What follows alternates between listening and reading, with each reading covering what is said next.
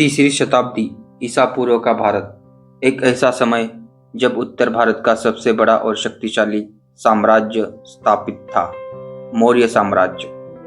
चंद्रगुप्त मौर्य ने 322 ईसा पूर्व में सिकंदर के सेनापतियों को परास्त करके मौर्य वंश की नींव रखी थी। उनके साथ थे महान शिक्षक और रणनीतिकार चाणक्य, कौटिल्य, जिन्होंने न केवल राजनीति के गुर सिखाए बल्कि अर्थशास्त्र जैसा ग्रंथ भी रचा। पाटलिपुत्र, आज का पटना, से चलकर मौर्य साम्राज्य ने उत्तरी भारत मगध से लेकर अफगानिस्तान तक और कर्नाटक तक अपनी पकड़ बना ली थी। चंद्रगुप्त के बाद उनके पुत्र बिंदुसार गद्दी पर बैठे। उनके शासनकाल में साम्राज्य स्थिर रहा, लेकिन बिंदुसार की मृत्यु लगभग 273 ईस्वी सन पूर्व के बाद मौर्य सिंहासन के लिए उत्तराधिकारी की लड़ाई छिड़ गई। अशोक बिंदुसार का पुत्र था। बचपन से ही वह तेजस्वी, साहसी और कठोर स्वभाव का माना जाता था। पाटलिपुत्र की गलियों में लोग कहते, यह राजकुमार सामान्य नहीं है, यह सिंह की तरह है। अशोक ने किशोरावस्था से ही युद्ध कला, राजनीति और प्रशासन में महारत हासिल कर ली थी। वह अत्यंत महत्वाकांक्षी था और कभी कभी उसकी कठोरता उसे निर्दयी भी बना देती थी। इतिहासकारों ने उसे चंड अशोक, क्रूर अशोक भी कहा है, क्योंकि युवावस्था में विद्रोहों को दबाने के लिए उसने बिना दया दिखाए हजारों की हत्या करवाई थी। बिंदुसार की मृत्यु के बाद मौर्य राजवंश में उत्तराधिकार को लेकर झगड़ा हुआ। अनेक राजकुमार सिंहासन की चाक रखते थे, लेकिन अंततः अपनी योग्यता और युद्ध नीति के कारण अशोक ने प्रतिद्वंद्वी को परास्त किया और 273 ईस्वी सन पूर्व में मौर्य साम्राज्य का सम्राट बना। उसका राज्याभिषेक धूमधाम से पाटलिपुत्र में हुआ। हाथियों पर सोने की जंजीरें डाली गई, नगर सजाया गया, जनता में उत्सव मनाया। किंतु इस उत्सव के पीछे एक सच्चाई छिपी थी। अशोक अब तक शक्ति और विजय को ही जीवन का लक्ष्य मानता था। अशोक का साम्राज्य उस समय दुनिया के सबसे बड़े साम्राज्यों में से एक था। हिमालय से नर्मदा तक, अफगानिस्तान से बंगाल की खाड़ी तक उसकी सीमाएं फैली हुई थी। राजधानी पाटलिपुत्र प्रशासन, शिक्षा और संस्कृति का केंद्र थी। राजमार्ग, सिक्के, डाक व्यवस्था, प्रशासनिक ढांचा, सब कुछ अत्यंत दृढ़ था। मौर्य सेना विशाल थी, हजारों हाथी, लाखों सैनिक और एक संगठित जासूसी तंत्र। फिर भी इस साम्राज्य का एक कोना अशोक की पकड़ से बाहर था, कलिंग, आज का ओडिशा वही कलिंग था। कलिंग छोटा राज्य था, पर उसकी पहचान उसकी स्वतंत्रता और समृद्धि व्यापार से थी। कलिंग के लोग अपने साहस और स्वाभिमान के लिए जाने जाते थे। अशोक ने सिंहासन संभालते ही मन बना लिया, कलिंग को मौर्य साम्राज्य का हिस्सा बनाना ही होगा। यहाँ से कहानी शुरू होती है। एक महत्वाकांक्षी सम्राट जिसकी आंखों में सिर्फ विजय का सपना है, और दूसरी ओर कलिंग जो अपनी स्वतंत्रता की रक्षा के लिए हर बलिदान देने को तैयार है।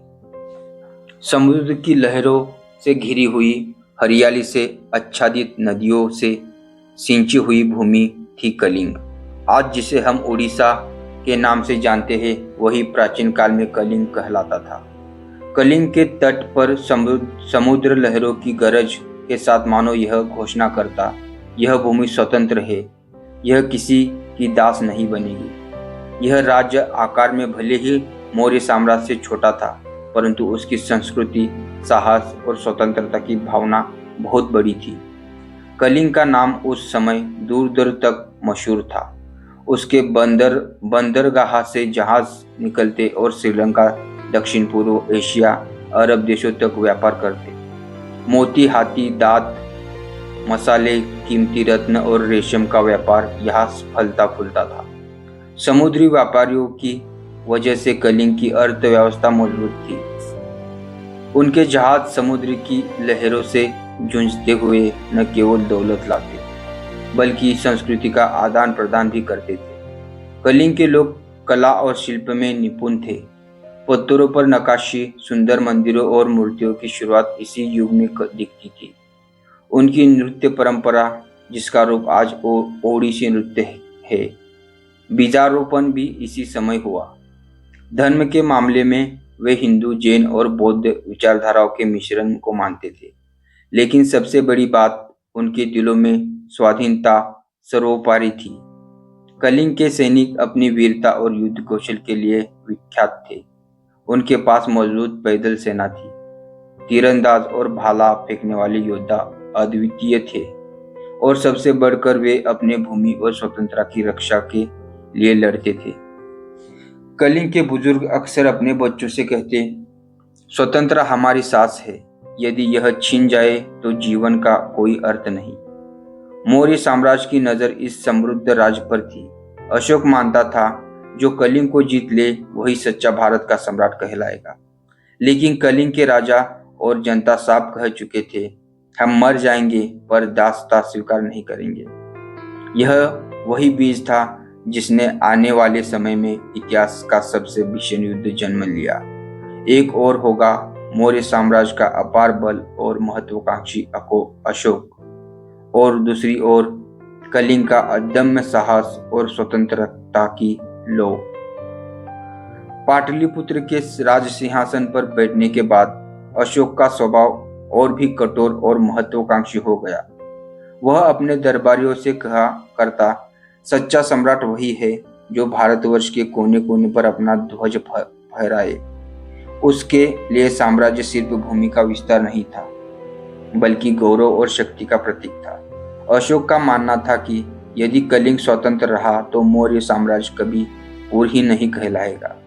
अशोक के पास वह सब कुछ था जो किसी भी विजेता के लिए आवश्यक होता है। एक विशाल सेना जिसमें 6 लाख से अधिक सैनिक बताए जाते थे, हजारों हाथी जो युद्ध भूमि में विनाश का रूप बन जाते थे, तेज रफ्तार घुड़सवार और घोड़ों से खींचते वाले रथ, और संगठित प्रशासन जिससे सैनिक की आपूर्ति, भोजन और हथियार निरंतर मिलते रहे। पाटलिपुत्र से निकलने वाले राजमार्ग, चौकियां और जासूस अशोक की शक्ति और भी दृढ़ बनाते थे।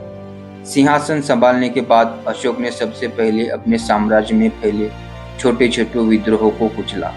विद्रोही जातियों और सीमावर्ती छोटे राज्यों को उसने जल्दी ही अपने अधीन कर लिया। पश्चिम में उसने अफगानिस्तान की मौर्य शक्ति को और मजबूत किया। दक्षिण में नर्मदा तक उसका प्रभुत्व था। उत्तर और पूरब पहले ही मौर्य शासन में थे, लेकिन एक नाम बार बार उनके मन को खटकता था, कलिंग। दरबारियों ने कई बार अशोक को समझाया, महाराज, कलिंग भले ही समृद्ध हो, लेकिन उसका समुद्र तटीय व्यापार ही उसकी असली ताकत है। यदि हम कलिंग को अधीन कर ले तो हमारा साम्राज्य न सिर्फ भूभाग में बल्कि समुद्र में भी शक्तिशाली हो जाएगा। अशोक ने गहरी सांस लेते हुए उत्तर दिया, तो तय रहा, कलिंग को हमें हर हाल में जीतना ही होगा।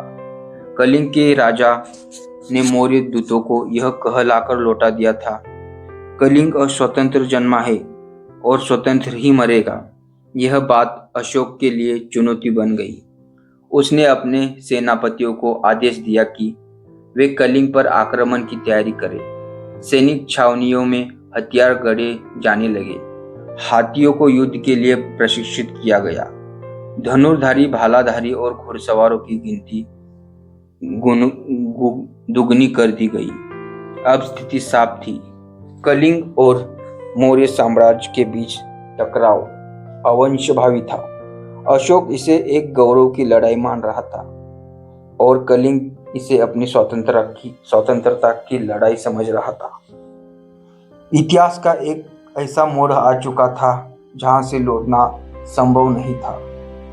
पाटलिपुत्र के महल में हर रोज युद्ध की योजना पर चर्चा होने लगी।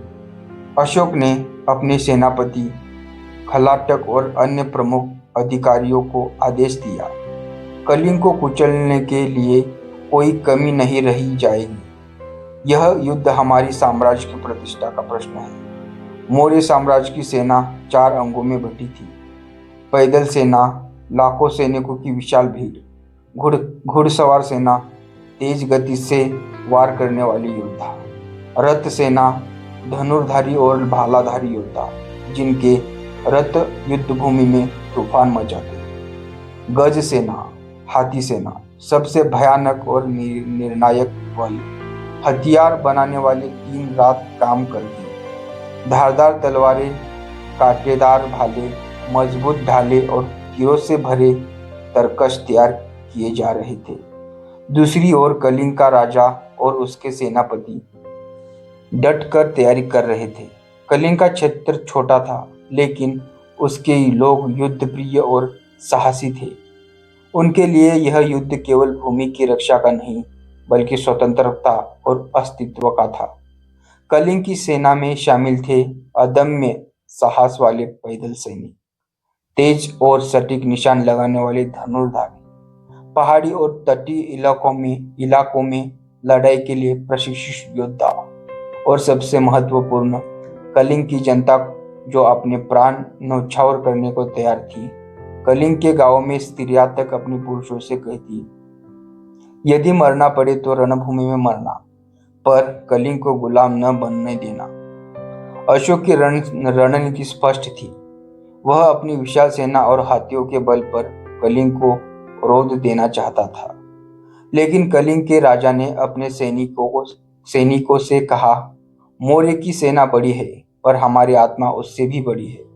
हम अपनी भूमि पर लड़ेंगे और यह भूमि ही हमारी सबसे बड़ी साथी होगी। कलिंग ने पहाड़ियों और नदियों के आसपास किलेबंदी कर ली। उनकी योजना थी कि वे मौर्य सेना को थका दे और फिर अचानक प्रहार करें। कलिंग के तटवर्ती क्षेत्र द्यान नदी के किनारे को युद्ध भूमि चुना गया। यह मैदान विस्तृत था, जहां अशोक की विशाल सेना आसानी से डट सकती थी। लेकिन नदी और पहाड़ियों की वजह से कलिंग के योद्धाओं को भी लाभ था। अब सब कुछ तैयार था। दोनों सेनाएं अपनी अपनी भूमि पर डेरा डाले बैठी थी। रात को सैनिकों के शिविरों में ढोल नगाड़े की गूंज सुनाई देती, तो कई प्रार्थनाओं की आवाजें। हर सैनिक जानता था कि आने वाला दिन इतिहास को बदल देगा। द्या नदी के किनारे सूरज धीरे धीरे उग रहा था। उसकी लालिमा मानो रक्त रंजित भविष्य की चेतावनी दे रही थी। हवा भारी थी। वातावरण में एक अजीब सी खामोशी छाई हुई थी, जिसे कभी कभी सैनिकों युद्ध गीत तोड़ देते। मौर्य सेना का डेरा विशाल था।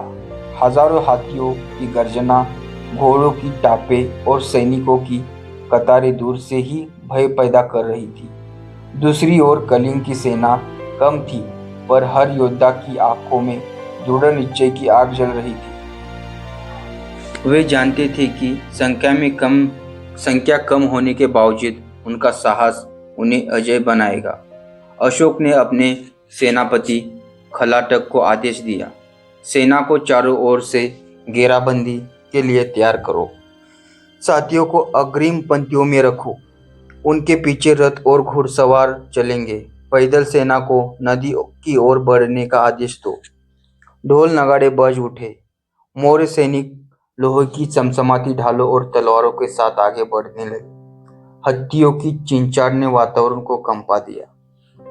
कलिंग के राजा ने अपने सैनिकों से कहा, भाइयों, यह युद्ध केवल हमारी भूमि का नहीं, बल्कि हमारी आत्मा का है। यदि हम हार गए तो आने वाली पीढ़ियां दास बन जाएगी, पर यदि हम जीत गए तो हमारी स्वतंत्रता सदा के लिए अमर हो जाएगी। सैनिकों ने गगनभेदी नारा लगाया, जय कलिंग, स्वतंत्र अमर रहे। जैसे मौर्य सेना ने आगे बढ़ना शुरू किया, कलिंग के धनुर्धारियों ने बाणों की वर्षा कर दी। आकाश मानो काला हो गया। कई और सैनिक घायल होकर गिर पड़े, लेकिन मौर्य सेना की गति रुकी नहीं। फिर हाथी आगे बढ़े और कलिंग की अग्रिम पंक्ति को कुचलने लगे। धरती कांप उठी, सैनिक बिखरने लगे। पर तभी कलिंग के योद्धा पहाड़ियों से निकलकर अचानक पीछे से टूट पड़े। उन्होंने घोड़ों की रस्सियां काट दी, रथों के पहिए तोड़ दिए। कुछ बहादुर सैनिक हाथियों की सूंड पकड़कर उन्हें गिराने की कोशिश करने लगे। कलिंग की स्त्रियां भी भोजन और पानी पहुंचाने के साथ साथ घायल सैनिकों की मरहम पट्टी कर रही थी। कुछ तो भाले उठाकर स्वयं भी रणभूमि में कूद पड़ी। दोपहर होते होते युद्धभूमि रक्त से लाल हो चुकी थी। लाशों का अंबार लग गया था। दया नदी का पानी तक लाल हो गया। मौर्य सेना लगातार आगे बढ़ रही थी, लेकिन कलिंग की धरती पर लड़ने वाले योद्धाओं का हौसला टूटने का नाम नहीं ले रहा था। हर गली, हर मैदान, हर घर युद्ध का मैदान बन गया। और जैसे जैसे सूरज ढलता गया, वैसे वैसे युद्ध और भी भयानक होता गया। अशोक ने अपने सेनापति को आदेश दिया, कलिंग की धरती पर कोई विरोधी जीवित न बचे, यह आदेश है। सेना ने गांव गांव जाकर कलिंग के नागरिकों को भी तलवार से काटना शुरू कर दिया। अब यह केवल युद्ध नहीं बल्कि नरसंहार बन चुका था। कलिंग के वीर योद्धा अंतिम सांस तक लड़े, लेकिन उनकी संख्या घटती चली गई। सैकड़ों गांव जला दिए गए, हजारों लोग तलवारों से काट डाले गए। बच्चे, महिलाएं, बूढ़े, कोई भी इस विनाश से नहीं बच पाया। कलिंग का राजा स्वयं अंतिम क्षण तक युद्ध करता रहा, परंतु अंततः मौर्य सेना के हाथों पराजित हुआ। जब युद्ध समाप्त हुआ तो दया नदी के तट पर चारों ओर लाशों बिखरी हुई थी। हवा में मृत्यु की दुर्गंध फैली थी। लाखों शवों के बीच कहराते घायल सैनिक मदद के लिए पुकार रहे थे। कहा जाता है कि इस युद्ध में 1 लाख से अधिक लोग मारे गए और 1.5 लाख से भी अधिक लोग बंदी बनाए गए। अशोक जब युद्ध भूमि में गुजरा तो उसने देखा घायल बच्चे अपनी मरी हुई मांओं से चिपके रो रहे थे। स्त्रियां अपनी पतियों के शव पर विलाप कर रही थी। बूढ़े अपने जले हुए घरों की राख में खोए बैठे थे। यह दृश्य देखकर सम्राट का कठोर हृदय भी कांप उठा। उसने बुदबुदाकर कहा, यह मैंने क्या किया? क्या यही मेरा विजय है? क्या यही साम्राज्य का गौरव है? कलिंग अब मौर्य साम्राज्य का हिस्सा बन चुका था, पर यह जीत अशोक के भीतर से तोड़ चुकी थी। वह रात रात भर नींद में चिल्ला कर उठ जाता। उसके कानों में अब भी युद्ध भूमि की चीखें गूंजती थी। अशोक ने महसूस किया कि उसने केवल कलिंग को नहीं बल्कि मानवता को भी पराजित कर दिया है। कलिंग की भूमि अब शांत थी, लेकिन वह शांति मृत शरीरों और राख पर टिकी हुई थी। गांव खंडहर बन चुके थे, खेत वीरान पड़े थे और लोग टूट चुके थे। अशोक जब युद्ध भूमि पर घूमता तो उसकी आत्मा अपराध बोध से जलने लगती। उसने देखा माताएं अपने खोए हुए बच्चों की लाशों को गले लगाकर रो रही थी। छोटे बच्चे अनाथ होकर भीख मांग रहे थे। भूमि रक्त से सनी थी और हर जगह दुख की गूंज थी। सम्राट के मन में पहली बार प्रश्न उठा, क्या यह धर्म है? क्या यही नीतियाँ मुझे महान बनाती है, या मैं सबसे बड़ा पापी बन चुका हूँ? इन दिनों अशोक की मुलाकात कुछ बौद्ध भिक्षुओं से हुई। उन्होंने सम्राट से कहा, राजन, सच्चा धर्म हिंसा में नहीं बल्कि करुणा और दया में है। जीत तलवार से नहीं, हृदय से होती है। इन वचनों ने अशोक के हृदय को गहराई तक छू लिया। वह सोचने लगा कि यदि सत्ता केवल विनाश लाती है तो ऐसी सत्ता का क्या मूल्य है। सम्राट ने महल लौटकर घोषणा की, अब से मैं हिंसा का मार्ग छोड़कर अहिंसा और धर्म का मार्ग अपनाऊंगा। उसने युद्ध की जगह करुणा, दया और शांति को अपना ध्येय बना लिया। उसने कलिंग के लोगों से क्षमा मांगी और उन्हें पुनः बसाने का कार्य शुरू किया। कैदियों को मुक्त किया, किसानों को भूमि लौटाई गई और बच्चों की परवरिश के लिए विशेष प्रबंध किए गए। अशोक ने बौद्ध धर्म को अपनाया और उसका प्रचार पूरे साम्राज्य में फैलाया। उसने स्तूपों और विहारों का निर्माण करवाया। राज्य के प्रत्येक कोने में धम्म स्तंभ स्थापित करवाने, जिन पर लिखा था, सभी प्राणी मेरे संतान हैं। धर्म का मूल्य करुणा है, अहिंसा की सच्ची शक्ति है। कलिंग युद्ध ने अशोक को निर्दयी सम्राट से बदलकर एक करुणामय शासक बना दिया। यही कारण है कि इतिहास उसे केवल एक विजेता के रूप में नहीं, बल्कि अशोक महान के रूप में याद करता है। अशोक ने कलिंग युद्ध के बाद अपने जीवन का ध्येय बदल दिया। अब उसका उद्देश्य था सारे भारत में और पूरी दुनिया में शांति और करुणा फैलाना। उसने बौद्ध भिक्षुओं को श्रीलंका, नेपाल, अफगानिस्तान, म्यांमार, थाईलैंड और ग्रीक क्षेत्रों तक भेजा। इन भिक्षुओं ने बुद्ध का संदेश पहुंचाया, अहिंसा, करुणा, सत्य और सहिष्णुता। इस तरह अशोक के धम्म ने सीमाएं लांघ ली और पूरे एशिया में फैल गया। अशोक ने अपने साम्राज्य में जगह जगह धम्म स्तंभ और शिलालेख स्थापित करवाए। इन पर खुदे वचनों ने लोगों को जीवन की सही राह दिखाई। सब प्राणी मेरे पुत्र हैं, धम्म का पालन करो, अहिंसा अपनाओ, सत्य और दया से बड़ा कोई धर्म नहीं। आज भी ये शिलालेख भारत, नेपाल और पाकिस्तान तक फैले हुए हैं और हमें उसकी विरासत की याद दिलाते हैं।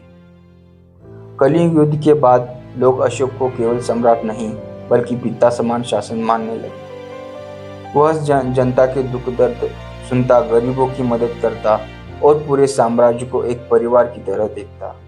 इतिहासकार कहते हैं, यदि कलिंग युद्ध न होता तो अशोक महान न बनता।